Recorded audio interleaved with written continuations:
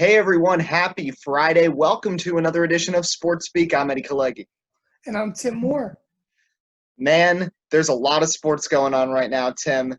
Yesterday was actually the first day in history that baseball, football, basketball, hockey, WNBA, MLS, they were all in action on the same day, and there was some excitement in all facets. So to recap this eventful week, no better way than start with our SEC week in review. I'll get started with my surprise. And it's kind of a disappointing surprise. I was hoping to see the Islanders, and I thought the Islanders were going to do pretty good against Tampa Bay, but they were completely dominated in game one, losing 8-1, and then game two, a heartbreaking loss with 7 seconds left. They're in a 2-0 hole right now. Not completely out of it because it is a set best of 7, but frustrating to see that for the Islanders, who had so much promise, especially after upsetting the top seed. And I expected them to at least compete with Tampa Bay. I knew winning the series would be tough, but it's frustrating to see that. My expectation, Slam Diego continues. The Padres hit another grand slam the other day, this time with Eric Hosmer. Jake Cronenworth also hit a home run the last couple days, and the Padres are continuing to roll. I mean, Manny Machado is now starting to figure things out. Tatis Jr. is still an MVP-level candidate. And I talked about this, I think, 2 shows ago. I think the Padres are going to continue rolling along, doing well. I don't think they're catching the Dodgers, but I think they've got a good chance to find some success in the postseason. And if not this year, them and the Blue Jays are set up to be so good over the next few years. Those 2 franchises, if you're a fan of them, you should be very happy. And then my conclusion is going to come from the NBA. And I'm going to conclude that the Milwaukee Bucks are never going to be the same team under Mike Budenholzer. This year, there was so much promise, best record coming into the bubble, and they really just did not show up the entirety of the bubble. Think about, I know they beat Orlando in 5, but they had like that meltdown in game 1. Even in the play-in games, they lost to a depleted Nets team. I think they got beaten by Sacramento as well. And they got beaten by Houston when they had the clear advantage in terms of height. And, Giannis should be able to take advantage of people 6 inches shorter than him, and he couldn't. And Mike Budenholzer, this is the 4th time that he has been in the playoffs. And all 4 times, they've lost to a lower-seeded team. You cannot let that continue.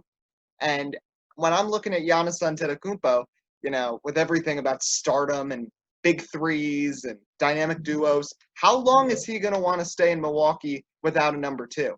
Because Chris Middleton is not going to be that number 2. Brooke Lopez will not be that. Eric Bledsoe will not be that.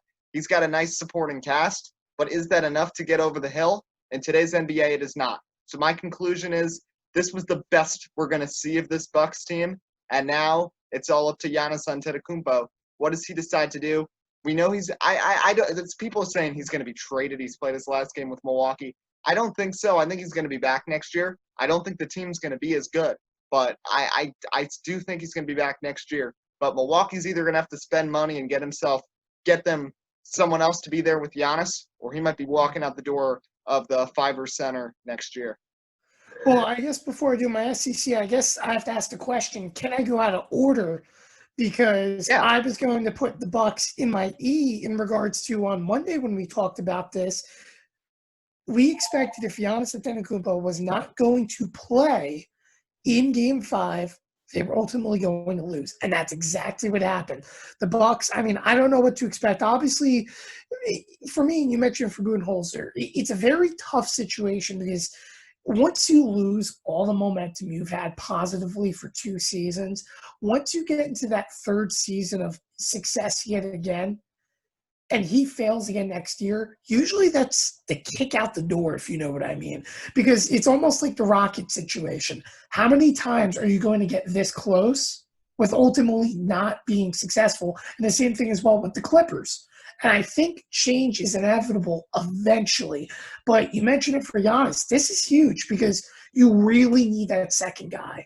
He can't be the guy that leads the floor every single day, every single time up and down, because in reality, Eddie, I know it's hard to compare, but it becomes a LeBron James situation all over again, just like with Cleveland. You can only lead a bunch of guys. Now, don't get me wrong. This Bucks team, a lot better than the teams that LeBron had to deal with in Cleveland. There's no denying that. But overall, It's the fact that it's still one guy guiding the four, and Giannis isn't going to want that, I don't think. I think that eventually he's going to want a championship that bad enough, and he's going to leave Milwaukee. Just how I feel on the same opposite side for example, Donovan Mitchell in Utah, who's very content right there right now, who's going to get, a max deal out of, the rookie contract that's restricted. But maybe after that deal, he'll probably move elsewhere. But I do want to go to my S now because I kind of, like I said, went out of order. And I'm going to go with the Toronto Blue Jays first off. I'll tell you what, this Blue Jays team has really surprised me this year. The way you look at it, they sit right now second in the AL East in a prime playoff spot first off, while the Yankees sit in the wild card. But I'll tell you what, I didn't expect anything out of this offense coming this year. I thought it was going to be another development year. But when you look at this team, I mean, the pitching has really, stepped up in a very big occasion. Obviously, getting Ryu was a big acquisition. But Tanner Roark, for example, turns around, throws a pretty solid performance after a terrible outing, the outing prior. And I know he tends to walk hitters a bunch, but it's like he's starting to come to life a little bit. And, you look at that bullpen, too. I mean, it's like they haven't missed a beat, even with, trading away and getting, Ken Giles, for example, trading away Ozuna just about a year and a half ago. They turn around and they've made, Giles look very good. And you look at the offense, like I said, I don't think there was expectations for the offense to, be batting a couple hitters around 300 this year. But guys like Kevin Biggio, I'll tell you what, give him credit. He's really stepped up. He's proven that he can hit in the big leagues. And his big thing his rookie year was there was a big debate on, is he a Ryan Schimpf player that I like to look at it, extra base hit or strikeout. Well, he's really cut out the strikeouts this year, and he's found a way to get on base and be effective. And I think that really becomes infectious when you look at it throughout that entire roster. And I'm really excited to see with these games counting down because the Yankees are right there. The Rays have actually started to become a little bit cold a little bit. Could Toronto be that unexpected team that wins the division? I don't know. They're 6 for their last 10. The Rays are 5 out of their last 10, but the Rays are starting to go in a little bit of a slump, while the Blue Jays, it seems like the schedule gets a little bit easier, which could make it more exciting. And overall, in conclusion, I'm going to say this. I'm real happy to have NFL football back. I've never been so excited just to listen, not even watch a game last night between the Chiefs and the Texans. Give the Texans a lot of credit defensively. They played a pretty solid football game to, keep Patrick Mahomes for under 30 points throughout most of that game. Really, really impressive. And obviously, I know technically they scored another garbage time touchdown when it doesn't matter to make the score closer on the Texans' offensive side. But it was good. Patrick Mahomes, he hasn't missed a beat. And it's very exciting to see on the Chiefs side. And it was mentioned multiple times on the broadcast last night. What makes the Chiefs so special is that they don't just have Tyreek Hill to turn to or Travis Kelce. Anyone in that receiving core can turn around and have a big day. And, to add on, too, with the rookie Edwards, I forget his last name, but Edwards turns around, have a really, really good game running, and you mix that around. Patrick Mahomes is going to have a really good year. And I don't want to jump the gun already, but this is already looking like a team that could repeat going to the Super Bowl and being a factor this season. Yeah, they certainly have not skipped a beat. We'll talk a little more about them in a minute, but I want to respond to your Toronto thing because the Blue Jays, as being a Mets fan and you being a Yankees fan, the Blue Jays, compared to them, are such a much better run organization.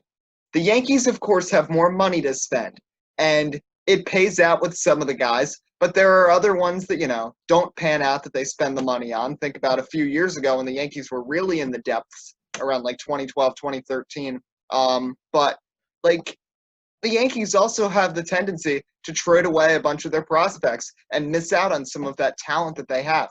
Fortunately, recently they've been able to use guys like Gleyber Torres and Clint Frazier at the major league level, but also as they continue to try to get better, and especially with this season exposing the holes this team has, those guys might get, traded away to try to find more people. The Mets, on the other hand, are even worse because they don't have any money. They don't spend much money on free agents. So instead, they just trade, and they trade away all their good pitching prospects for guys that don't pay off. And then, of course, like I talked about, Brody Van Wagenen brings in his former clients like Jed Lowry to play for the team, and he's made 4 at-bats, this and that. But the Blue Jays, they do not have this huge, they don't have a big money. They're not poor. They're not like as low off as like Kansas City or Pittsburgh, but they're somewhere in the middle. But to think that this team now has become so good twice in the last 5 years with it's a completely different era. Think about 5 years ago when they almost went to the World Series, when they played hard against Kansas City, when they got David Price at the trade deadline. That team was built so well because they did not trade away a bunch of prospects. They did not deplete the farm system. Yes, they made a couple of trades. I know they traded away Syndergaard for R.A. Dickey around that time, but they signed guys and they extended guys that they knew were going to pay off because they were consistent, like Jose Bautista, like Edwin Encarnacion. They were smart in free agency to go for someone under the radar like Josh Donaldson, who, despite being an MVP, was still, shockingly, Oakland had no interest in keeping him, and they were able to get him for a low price. And because they did not make so many trades during that time, they found success, but they still had a farm system where they could bring up Guerrero Jr. and Biggio and Bichette and Jansen and Nate Pearson. And now all those guys are starting to impress in the major leagues. And it's really nice to see how the Blue Jays are really expanding. And, there's a lot to be excited about going forwards for them. But turning it over to the NFL side of things, you mentioned it last night. The Chiefs clearly, they're firing on all cylinders here in Week 1. You mentioned Clyde Edwards-Helaire, the rookie running back from LSU, who both of us owning our fantasy teams, it's frustrating skipping over him when you realize, because Andy Reid's not someone who typically uses his running backs so much, especially when you have the richest man in football as your quarterback. And Clyde Edwards-Helaire, 23 carries for 138 yards and a touchdown. Nobody saw that coming. And think about it, no preseason either. This is his first time playing against NFL talent, and he busted through against a very solid Texans defense. Of course, Patrick Mahomes was solid. You mentioned his wide arsenal of receivers. He was finding Demarcus Robinson, Sammy Watkins, in addition to, of course, Hill and Hardman and Kelsey. And overall, the Chiefs just look really solid going into the beginning of the season. Yeah, well, first off, it's funny you mentioned fantasy. It's going to get a little bit interesting this week because we play each other we're for the first week of fantasy. So that's interesting. You're already up to a 19.9-point lead because of David Johnson racking up 77 rushing yards and a touchdown. But, overall, you look at it, and thank you, by the way, for reminding me it's Edwards-Helaire. You keep on forgetting that the H is silent. They went over that at least 3 times on the broadcast last night as well, now that I remember that. But, overall, I think this Chiefs team, and again, I mentioned it prior, looks like they're poised for Super Bowl. But in particular, I'll tell you what, give Andy Reid a lot of credit. Over the years, even back when he was with Philadelphia, he really has a knack. It's not about finding good quarterbacks. His knack is actually bringing in really solid running backs that are relatively versatile. I mean, think about over the past few years, the guys that he's brought in. Obviously, Williams, he's not playing this year, but he's turned around to be somewhat of a star on that team. How about Kareem Hunt, for example? I know he's not with the Chiefs anymore because of the situation, but he was proven at the time to be one of the best running backs in the entire game. And even go back, with all his times with the Eagles, like I said, it seems like every time he has a football team, there's always going to be a good back out there that relatively goes underrated. Now, I know Edwards-Helaire wasn't really a underrated guy in terms of the draft this year. People were more surprised that he kind of fell to Andy Reid, but it's really worked out in regards to, hey, here's a guy that we just stole in the draft, or we stole via free agency, for example, and we're finding success with it. And it's a good complementary addition to Patrick Mahomes because, to me, Edwards-Helaire kind of reminds me, he actually has the same number of Jamal Charles a little bit. Not the size, but how his downfield action is. The feet never stop. He's not scared to drop his head. Almost kind of like he's almost kind of like opposite of Saquon Barkley, where Barkley's very elusive. He wants to jump out of your way. he's not afraid to obviously get elusive, but he's not scared to drop a shoulder too and try to go through you, kind of like how Jamal Charles was. And that's what makes this offense even more explosive, which makes it go back onto the question, all right, for the Chiefs, how's this defense going to do? Because the one thing that's hurt the Chiefs is the middle linebacker core hasn't really been good. Their best linebacker, in my opinion, over the past 3 years has been Dorian O'Daniel, who's done a very good job, especially yesterday against Texas. And how are these safeties going to, really come together? No Eric Berry. That's the thing to remember, too. Obviously, you have Sorensen, who is a great defensive back in terms of the safety position, but he's going to be leading a bunch of guys that overall have to find constant success. So I'm really excited to see how their defense answers. But a good first game. Patrick Mahomes turns around immediately, gets the Chiefs the lead, and he really never looked back. Texas kept on clawing, and everything they can do was the Texans. But at the end of the day, hey, better teams, they win, especially when there hasn't been much practices or I should say preparation for games and just in-house scrimmages. And today we saw, or rather yesterday, we saw the better football team win. Yeah, totally. And it for these two teams, you knew they were going to be prepared. Andy Reid, Bill O'Brien, they're great coaches. And, of course, when you've got two of the best quarterbacks in the league, you knew these teams were going to be ready to go. But my question is going to be heading into Sunday. Do you have any concerns about, certain teams, about how they're just the synergy is going to work and how just they're going to be on the same page with not having any preseason, just simply having scrimmages in training camp? I think the teams that you have to really worry about, in my opinion, is the teams that have rookie quarterbacks coming in. Now, in particular, for example, the Bengals, I'm not really worried, I guess you could say, about Joe Burrow, but I'm worried about the communication aspect because 2 weeks of preparing, and I know they've had, all through the spring and such to get prepared, but once you're on field, it's totally different from the scrimmage. I think Joe Burrow is going to have a very good year for the record. In fact, I'm even going to go and predict that if he stays healthy, he can turn around and put together a year in terms of all the rookies that we can remember. But it's one of those things where if you have a young quarterback, you have to develop in the situation. Reps are huge. Some teams too that, maybe have new wideouts and additions. Timing is everything. And without a lot of time to really find your connections, it's going to be interesting. That's one game I guess you could say I can pinpoint because let's say also Tyrod Taylor gets injured.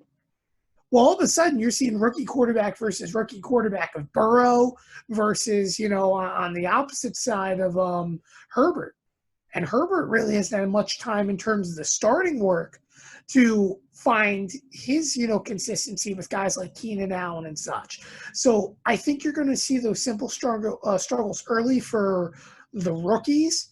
But teams that are filled with veterans, I think they're actually going to be more successful early on, because they have those reps. They have that game understanding. It's just a matter of putting together a good game. One more thing I want to brush off on from the NFL, and then we're going to shift over to the NBA a little bit. But kudos to the Chiefs staff because they did a great job. Of course, the Chiefs are one of, I think, 4 teams, along with Jacksonville, Buffalo, and Miami, that are allowing fans at the games at least to start the season. And when they panned around, everybody was spread out. They let in 15,000 people. Arrowhead Stadium seats 77,000. And I was also watching on CNN, they were discussing how they put zip ties on every seat that was not used to make sure nobody tried to sit there and that social distancing could be maintained. I still think that, at least for the outdoor stadiums, even if you have to significantly reduce the capacity even more, I know Arrowhead Stadium is one of the biggest stadiums in the NFL, but, get 5,000 or 10,000 people in there. It's really not that different from having the beach open because it's still outside. People are spread out, and if you keep everything sanitized, and I think the zip ties idea is a great idea to make sure people are maintaining that social distance because it's hard to regulate everybody in such a big stadium. I think that we can be hopeful that the NFL is able to get at least some fans in for a lot of teams before the season is through. Yeah, I would agree in that regard because here's the thing, when we looked at all the sports, Eddie, for example, we mentioned baseball, how weird it is not having fans in the stadium and them going with artificial fan noise. You look at basketball, same thing, obviously no fans in the bubble, but, they have the artificial crowd noise, same thing as well, I guess you could say with hockey. But the thing about those three sports is communication is, needed, but not as much to the level of football. I mean, football, especially if you're a quarterback, you're constantly analyzing the field around you, flipping play calls, going with audibles. The thing about having no crowds in football makes it almost kind of like, for example, wrestling, which, yes, we understand is fake, but it's the fact that you need crowd noise in the background to take away from the fact of, maybe what they're planning or what their next spot is. In football, it's huge that you have a crowd because it's so simple now of, hey, maybe a coach can yell something to a sideline to a player, and it's as simple as a defensive back that maybe lined up on that side, easily hearing it, communicating it to their team, or a quarterback making an adjustment, maybe breaking the huddle. The opposing team now can easily hear that simply because of that fact that, well, there's no fans in the crowd. And it's weird for football players to not have fans in the crowd. All these players have played in big colleges. They've turned around, big stadiums, for example, colleges or players that come from Alabama, Ohio State. They're used to big crowds and having to deal with crowd noise consistently throughout a game.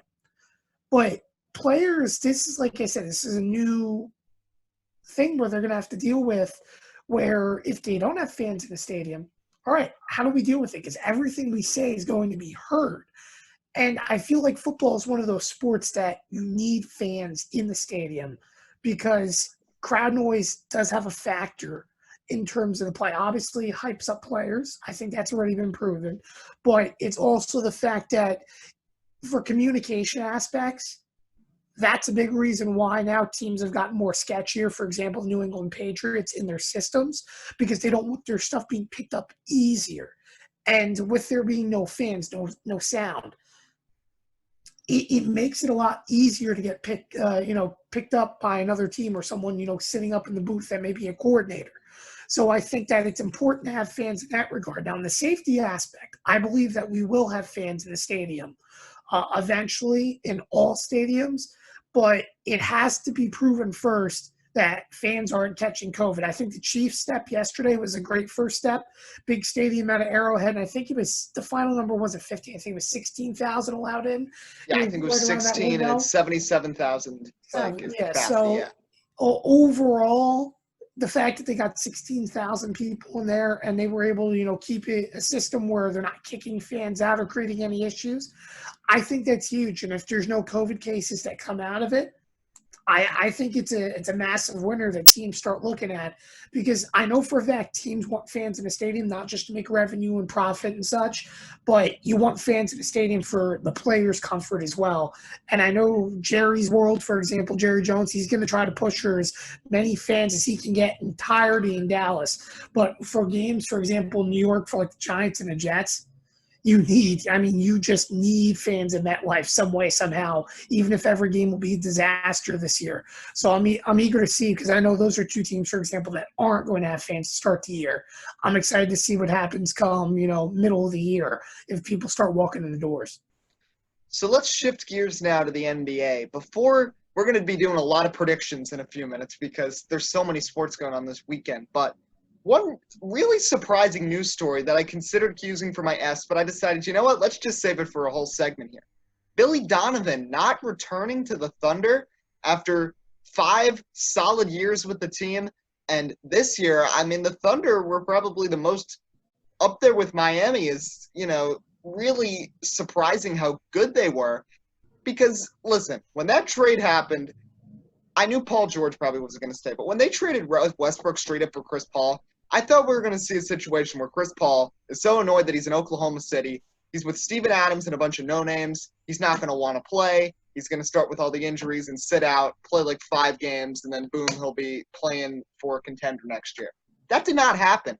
Rather, he became a mentor to make Shai Gilgeous-Alexander a potential all-star future point guard. He made his teammates better. Steven Adams was back to what he was a few years ago. They got some young guys like Dort and Diallo that were solid. And Billy Donovan's coaching really helped to lead the way. And they went to a Game 7 against the Rockets, who are a good team. I know they didn't pull it off, but then again, who expected them to pull it off? Nobody saw them going this far. People saw them down at the bottom of the Western Conference with the Warriors. That's what they thought was going to happen, and it didn't.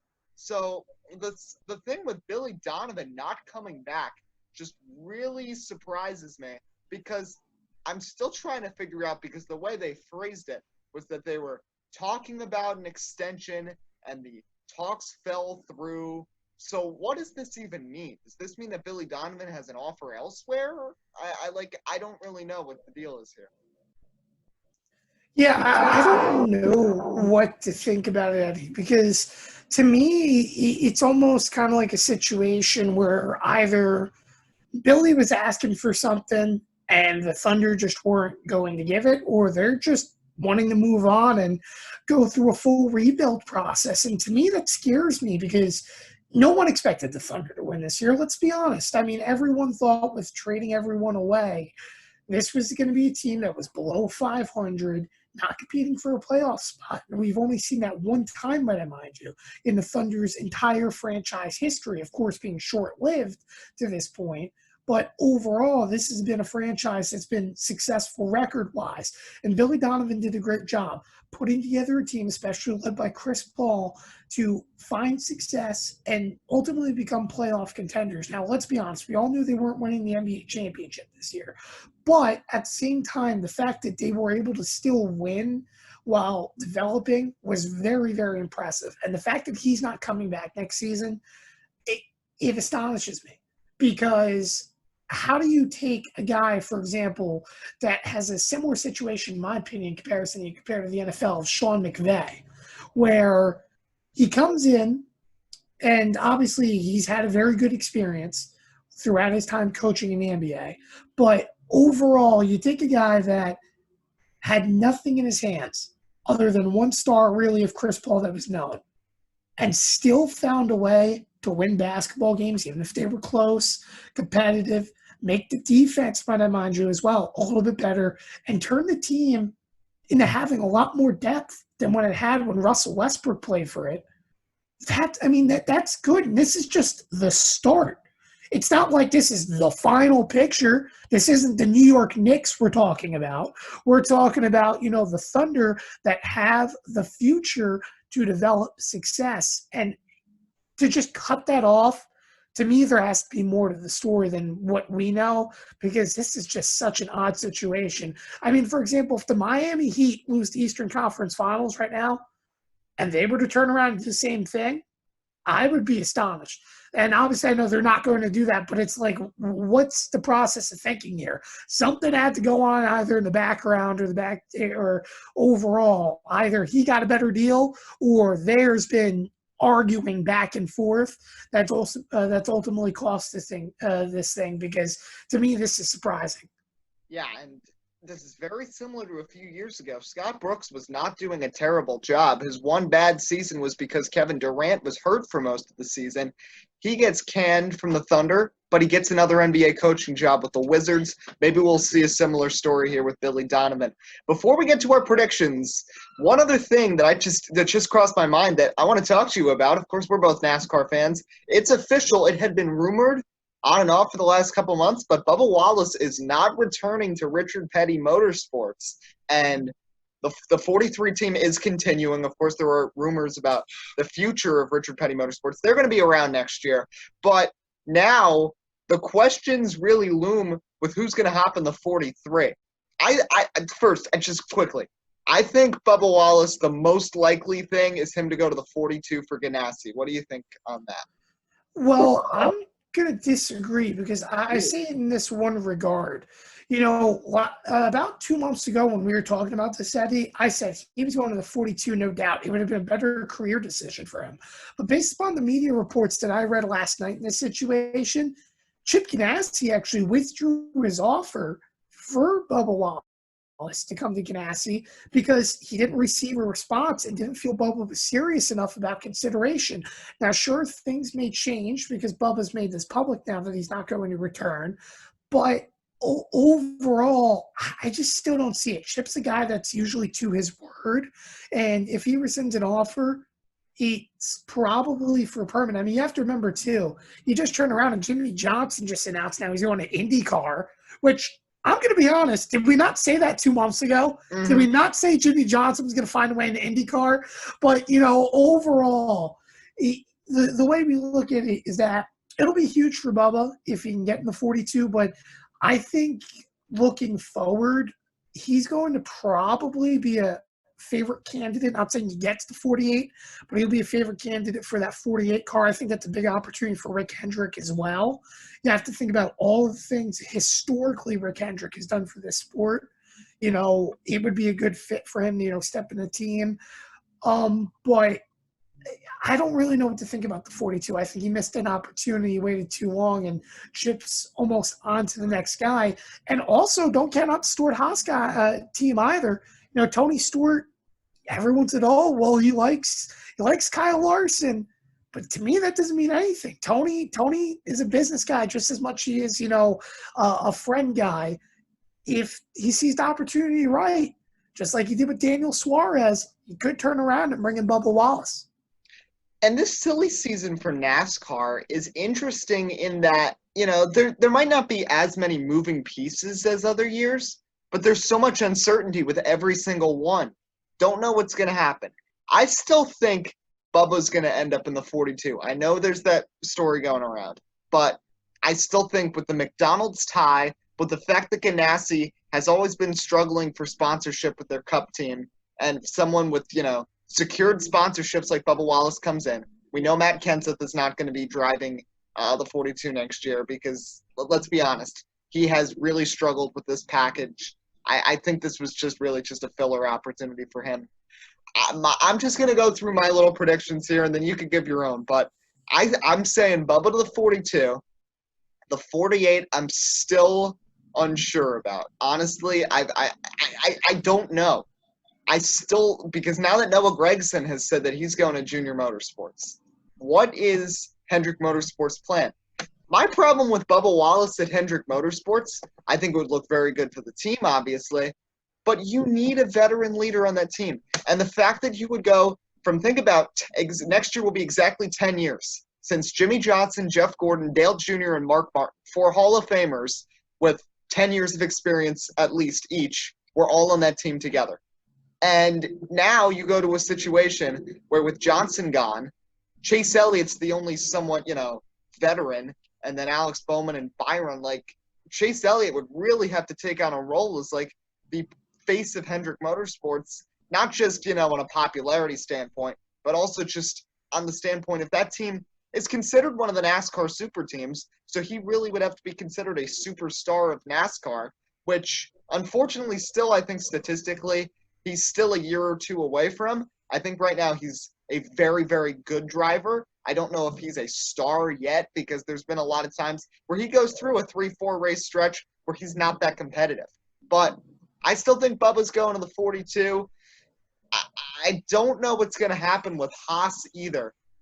I don't think Kyle Larson's going to end up at as big of a team as people are thinking.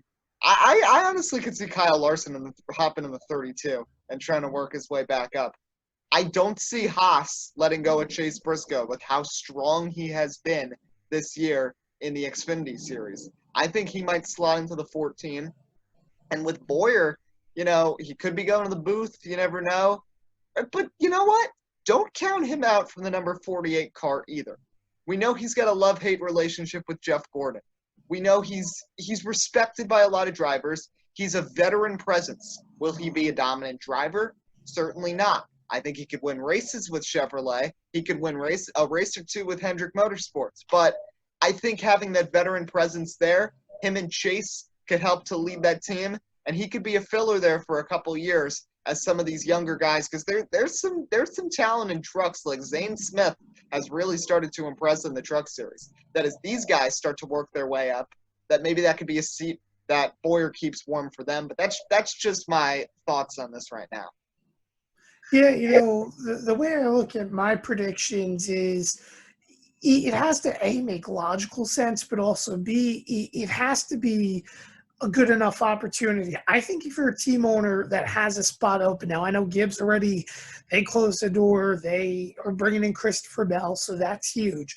But you look at the remaining spots, and if you have an opportunity to bring in Bubba Wallace, especially bringing a big sponsor at McDonald's, this is huge because you can turn around and bring in a lot of revenue. Now, I know I mentioned the Hendrick aspect.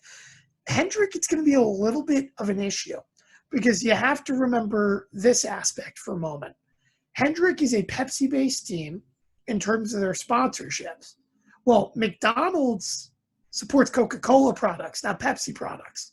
So you could be having a clash of essentially two polar opposites coming in. Now, I'm not saying that's not going to be a factor and it's not going to work, but that could be a little bit of an issue that could fall in the hands of Rick Hendrick. But for me, I feel like you have to give Bubba the benefit of the doubt. This is a huge opportunity to bring in revenue for a team that might remind you is lacking sponsorship. They need an answer for Alex Bowman. I really honestly think down the road they need an answer as well for William Byron. The only one that will be safely sponsored down the road will be Chase Elliott, simply because he's NASCAR's most popular driver. But I have Bubba going to the 48. I really would like to see that happen. Now, also, I would also like to say maybe he doesn't go to the 48, maybe he goes to the 25 or the 5. Maybe they change a number. That would be nice to see too. Really, though, that's all in the hands of Jeff Gordon, if I'm being honest. Whatever Jeff wants to do, because remember, he is technically the owner of that car for Rick. That's his decision to make. He just has to make sure he gets to, the charter number in place and such, and the rights come the end of the year. Now, the next move I have going to Stuart Haas, I think Eric Jones lands there. I think he looked how it worked out for Daniel Suarez. It was unfortunate that Suarez wasn't a success, but I could see Eric Jones being the 14. I still think Jones has somewhat of an upside. He can make the chase. I know he's gotten the raw deal right now with Gibbs, but we can't forget he is a good driver. He really is. He's not a top driver right now, but he is a good driver that can compete for at least the top 15 every single week, as well as a chase spot. So I think he would end up landing there. And then it starts getting a little bit interesting because, a lot of people, for example, keep on referencing, Corey LaJoie, he's going to go, to Hendrick because, the letter he wrote, or he's going to go to a bigger team. I don't see Corey LaJoie going that way. We have to remember Matt DiBenedetto was the reason why that Go Fast became relevant. And DiBenedetto, by the way, I'd love to see him in the 48 even partnered with Alex Bowman again. But realism is I think DiBenedetto's in a great spot to stay right where he is. But I think you have LaJoie being the replacement for Bubba Wallace. I think Bubba, again, did a great job in the 43, but let's be honest, Petty isn't really good at bringing in top-notch drivers. Not saying LaJoie isn't a good driver because he is a very solid young driver, but he's not a big name. He's affordable, and he can drive a car and be relevant in that 43. I think he's a solid replacement. I still think Petty is a underfunded team that needs to rebuild and get back to relevancy. It would be a good opportunity to bring him in, which then I guess you could say goes to the 32 car, which I agree with you. I could see Kyle Larson going there. I think that's a great opportunity for him.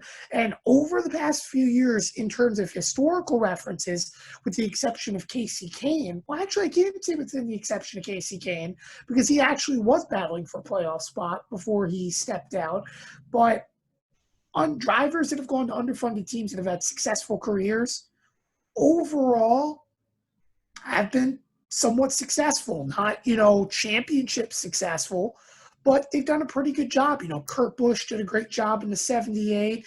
I mean, Tony Stewart, the first year he became an owner, that still technically was an underfunded team. We know how that's turned out for Stewart-Haas down the road as well with Ryan Newman. And you look at as well, let's see, I mean, just other drivers think about, obviously, I mentioned Matt DiBenedetto's success. What about Boyer? Remember when he went to Clint Boyer? Scott for the 1 year? Yeah. Clint Boyer as well. And, gosh, I'm trying to remember, Regan Smith even. Remember that for Furniture Row, the Martin Truex Jr.? I mean, there's so many instances of late that you can think of, and those were only just a few that you found immediate success. Not maybe, like I said, winning races, but finding results and improvement. I could see Kyle Larson doing that same thing and getting Go Fast to that next level to where they can compete with a Roush team on a regular basis. I don't think they'll get or ever get to a Penske level. I think that's very hard to do. But if they can at least get to a Roush level and be competitive for a top 15 every week, top 10, we could be talking about something special for a single car team that hopefully doesn't go out of business, just like Levine Racing or Levine Family Racing. Yeah, and there's also this uncertainty with Germain Racing because Geico, which has been their sponsor since Max Pappas drove that car in 2009, so 12 years, is likely heading out the door, despite being one of the main partners of NASCAR next year. So wondering with Ty Dillon and what's going to happen with that team. But you mentioned Kyle Larson, and I want to just brush off with this because he's got the opportunity to do the same thing Kurt Busch did 10 years ago. If you remember, Kurt Busch's, his personality had kind of gotten the best of him a couple of times, and he had a clash with a reporter, said some things he shouldn't have, and ended up losing his job at Penske, ended up at Phoenix Racing, which was a very small team owned by James Finch, and, he proved that he still had speed, and eventually he earned himself a ride at Stewart-Haas, and now has a ride at Ganassi, and wins like a race every season and makes the playoffs. Kyle Larson, I think, could follow literally a almost exact same path. If he goes to the 32 at least for a year or two, is competitive there, maybe steals a race win with that team, makes them relevant, and then he moves along. And think about also with Phoenix Racing after Kurt Busch left, I know they're not around right now, but that team gained some relevancy and was competitive. There was the year where they had that ugly-looking pink and yellow car, but it was Allmendinger and Regan Smith driving for them, and they were running in the top 10 a lot. So, maybe he could also, it could be a little win-win situation, and he helps out that team too. But it's time to move into our predictions because it's a fun weekend in the world of sports. Before we get to our weekly NFL predictions, which I'll explain in about 2 minutes, just want to predict the 2 NBA games tonight.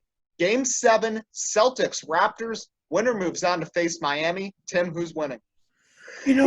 When we mentioned this on Monday, I really thought the Raptors had looked good and that they were going to win this series.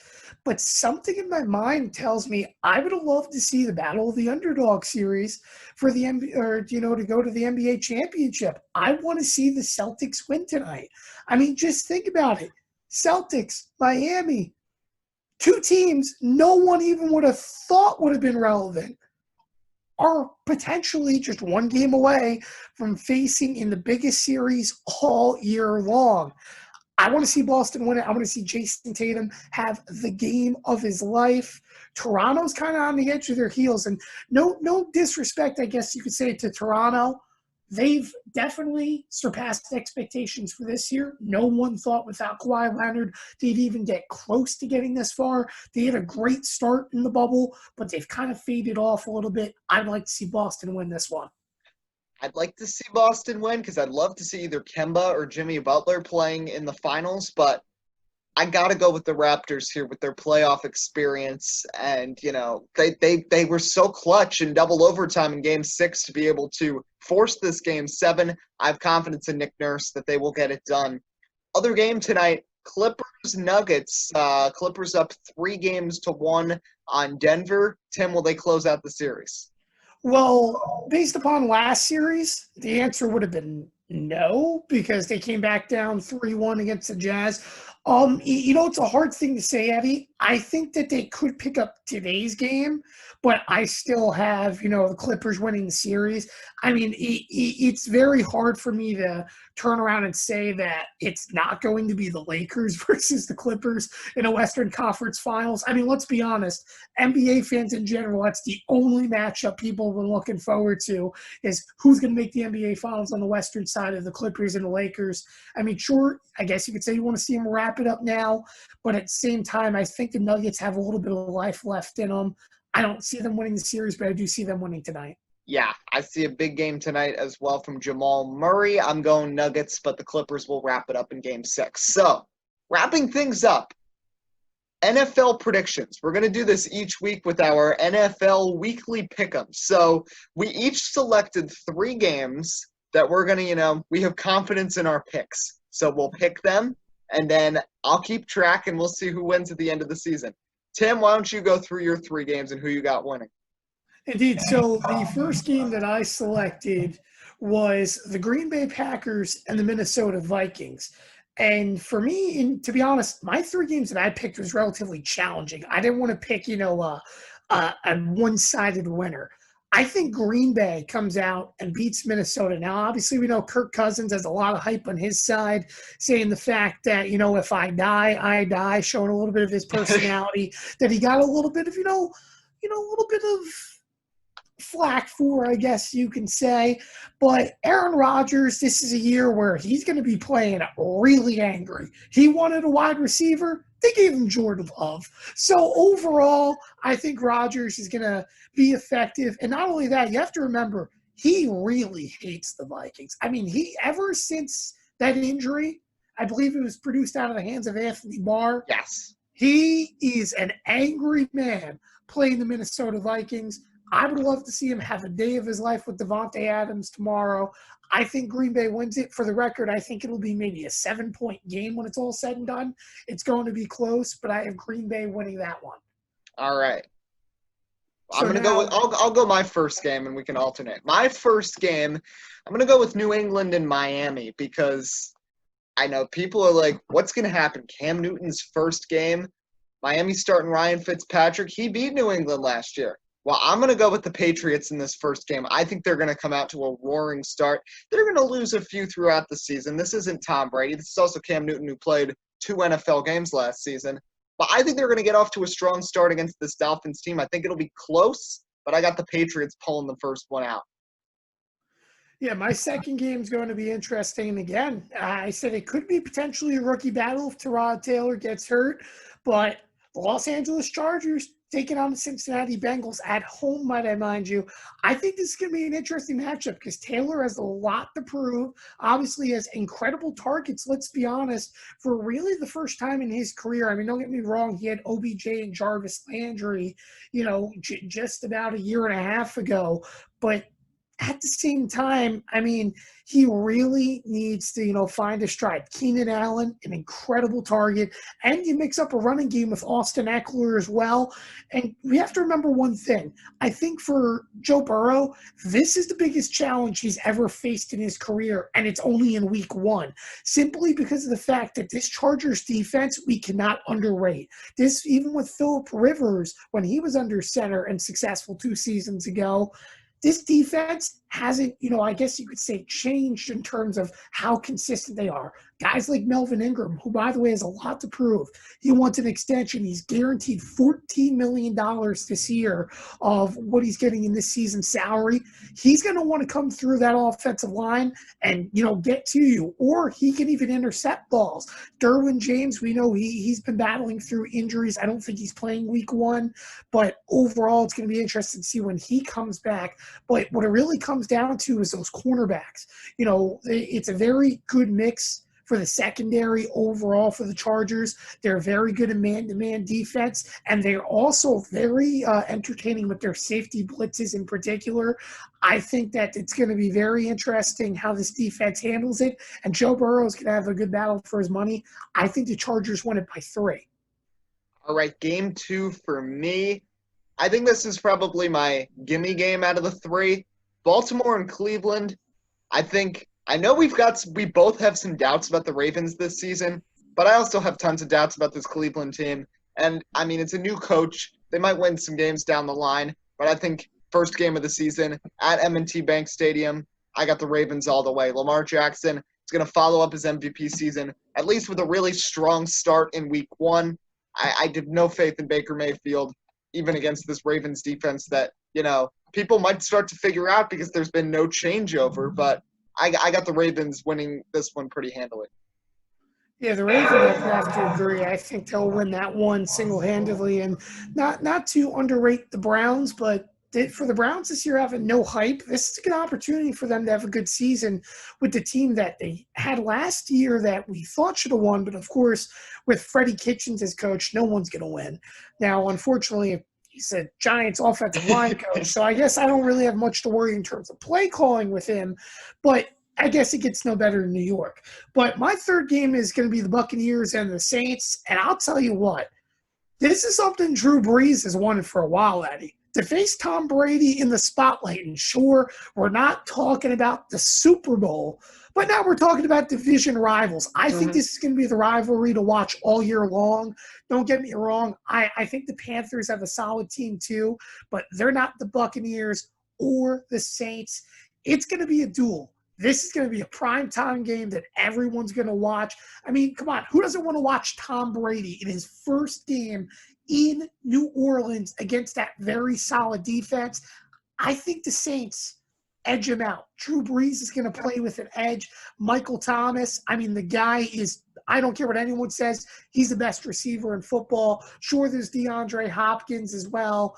But, I mean, let's be honest. Michael Thomas is a possession receiver who just racks up them yards, and he's going to throw his way probably 100,000 times tomorrow against that Buccaneers defense. But don't count out Uncle Tom either. He's going to have a great offensive game. The question is, how do the running backs do? Tom's going to have to get used to obviously not checking down the football now that he can actually trust throwing a ball downfield to a guy like Mike Evans. So I think it's going to be an offensive explosion, but I have the Saints edging it out for the first time, and then down the road they flip-flop when they face again.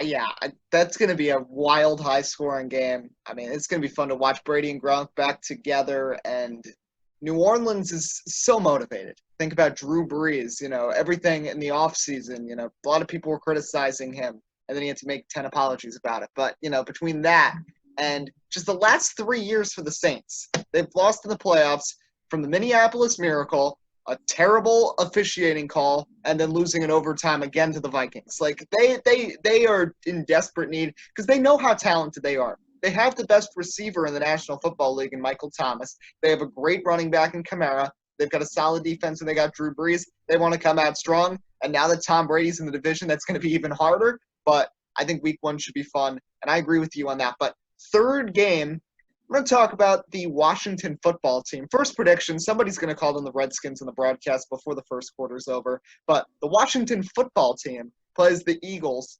Washington's home, but I'm going with my Eagles. I just think Ron Rivera, it's gonna be a work in progress there with Washington. And as for the Eagles, I have faith in Carson Wentz. He's not gonna get hurt yet. He probably will later in the season. And I know 3 of the 4 receivers are questionable already in week 1 by typical Eagle form, but I think Philly's gonna win over Dwayne Haskins. So that's gonna wrap things up for today. We will be back next week. For now, we're gonna be dropping down to 1 show a week on Friday nights. So next Friday, we'll be back to recap the week in sports and preview week 2 in the NFL. We'll try to get a guest on as well, and we'll let you know on Twitter about all that. Until then, we hope you have a great weekend. I'm Eddie Kalegi. And I'm Tim Moore. We'll see you next time here on Sports Speak.